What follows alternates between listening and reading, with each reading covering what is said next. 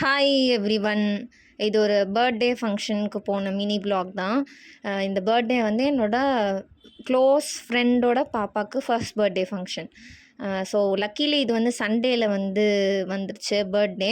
But என்னென்னா எனக்கு வந்து கோல்டு சடனாக ஃபீவர் வர மாதிரியெல்லாம் ஆயிடுச்சு. பட் என்ன இருந்தாலும் வந்து ஃபங்க்ஷனுக்கு போயே ஆகணும், இல்லைனா அவள் கண்டிப்பாக என்கிட்ட பேசவே மாட்டாள். ஸோ அதனால வந்து நான் அந்த ஃபங்க்ஷனுக்கு கண்டிப்பாக போகணும் அப்படின்னு போனேன்.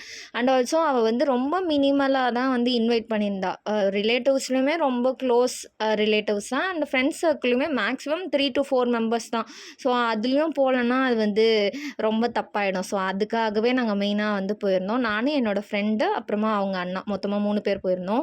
அண்ட் ட்ராவலிங் தான் கொஞ்சம் எங்களுக்கு கடுப்பான விஷயம். கொஞ்சம் நேரம் ட்ராவல் பண்ணி போயிட்டு அதுக்கப்புறமா நாங்கள் கொஞ்சம் முன்னாடியே போயிட்டோம். ஏன்னா ஃபங்க்ஷன்லேருந்து கிளம்பி சீக்கிரமாக வீட்டுக்கு வரணும்னு ஈவினிங்கிறதுனால.